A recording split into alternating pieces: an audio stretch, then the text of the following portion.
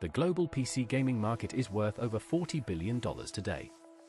But it started with a single blinking cursor on a black screen, and almost nobody believed it would amount to anything at all. Welcome to the full history of PC gaming.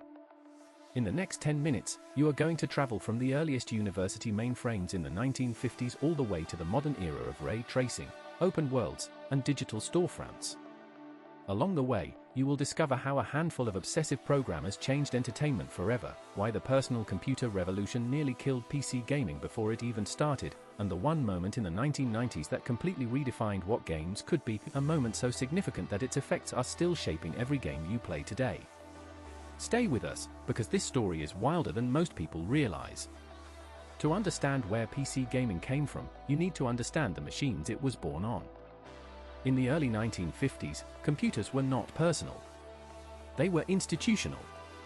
They filled entire rooms, consumed enormous amounts of electricity, and were operated exclusively by universities, government agencies, and defense contractors. The idea that an ordinary person would ever interact with one was considered absurd. But even within those sterile, locked rooms, human curiosity found a way. In 1952, a programmer named Alexander Douglas created OXO at the University of Cambridge.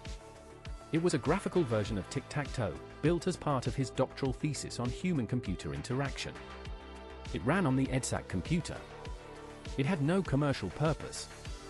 Nobody was trying to build an industry. Douglas simply wanted to demonstrate that a machine could respond to human input in a visual way. That demonstration, a grid of XS and OS on a cathode ray tube, was the first seed of everything that followed. Through the late 1950s and into the 1960s, programmers at MIT and other research institutions continued building games in their spare time. Space War, developed in 1962 by Steve Russell and a team of MIT students, became the first widely distributed computer game. It ran on the PDP-1 minicomputer and spread to universities across the country. These were not products. They were experiments. Shared freely, modified constantly, and completely disconnected from any commercial ecosystem.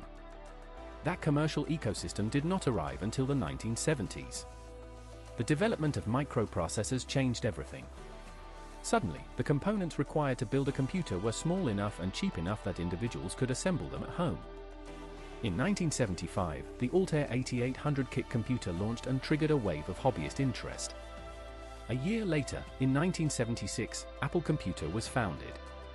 In 1977, the Apple II arrived, and it changed the entire conversation. The Apple II was not just a hobbyist machine. It had color graphics, a keyboard, and expansion slots. It was designed to be used by ordinary people. And people immediately started using it to play games. The late 1970s and early 1980s saw an explosion of independent game development on home computers. Companies like Sierra Online, founded in 1979 by Ken and Roberta Williams, began producing games commercially for the Apple II. The IBM personal computer launched in 1981 and established the hardware standard that the entire industry would eventually consolidate around.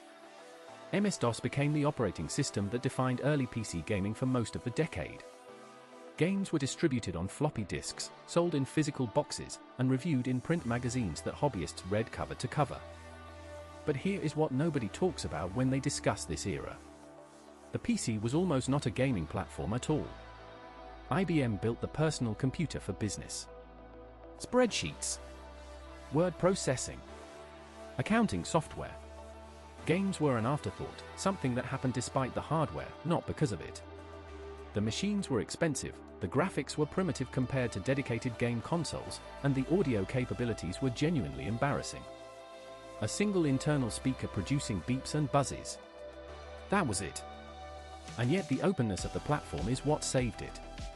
Because anyone could write software for a PC without permission from a manufacturer, the games kept coming.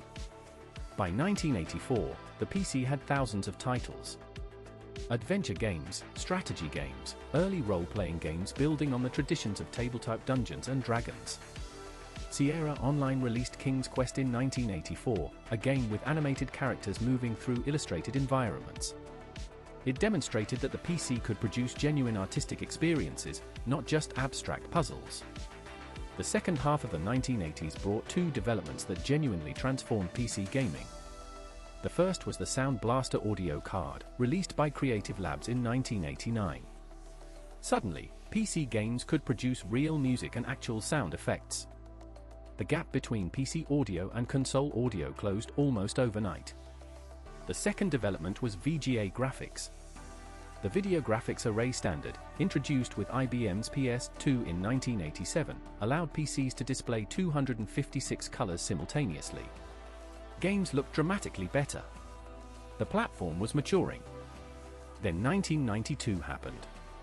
ID Software released Wolfenstein 3D in May of that year, and it introduced mainstream audiences to the first-person perspective in a way nothing had before. 6 months later, ID released Doom. And Doom did not just change PC gaming. It created an entirely new genre, established shareware distribution as a viable business model, and introduced the concept of modding, players modifying and extending the game themselves. Doom was downloaded by an estimated 10 million people within 2 years of its release. The PC was now undeniably the most important gaming platform on the planet. The mid-1990s delivered another seismic shift. Blizzard Entertainment released Warcraft in 1994, Command & Conquer followed in 1995, and the real-time strategy genre became one of the dominant forms of PC entertainment. But 1996 brought something that changed the social architecture of gaming entirely. Quake, also from ID Software, was built with native internet multiplayer support. Players could now compete against each other from different cities, different countries, different continents. Online gaming was no longer theoretical. It was happening. And it would only accelerate from there. The launch of Valve's Steam platform in 2003 is another inflection point that deserves serious attention.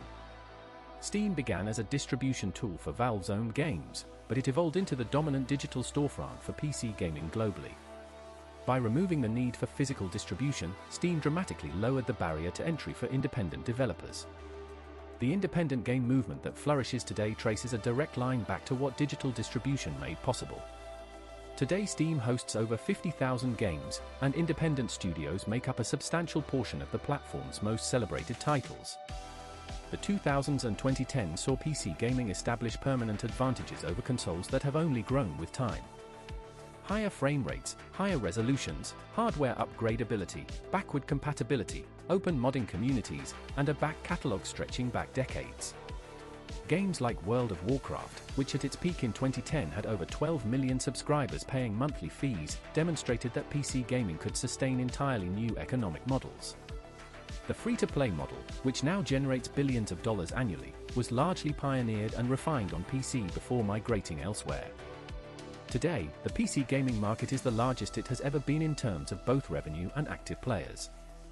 The global player base exceeds 900 million people. The hardware powering those experiences, graphics cards capable of real-time ray tracing, processors running at speeds that would have seemed fictional to the engineers of the 1970s, represents an almost incomprehensible leap from where the journey began. What makes the history of PC gaming extraordinary is not the technology. Technology always advances. What is extraordinary is the culture. The programmers who shared their code freely in the 1960s. The hobbyists who stayed up all night in the 1980s. The modders who rebuilt Doom and Half-Life into something new. The independent developers who built entire studios out of nothing because a digital storefront made it possible. PC gaming was never handed to anyone by a corporation. It was built, piece by piece, by people who refused to accept that computers were just for spreadsheets. That story is still being written. Every week, new games appear. New hardware is announced. New communities form around experiences that did not exist a year ago.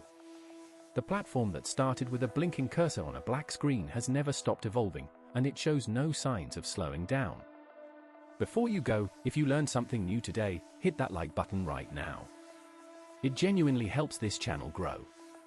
Subscribe to Pixel Pulse for a new video every single day. We will see you in the next one.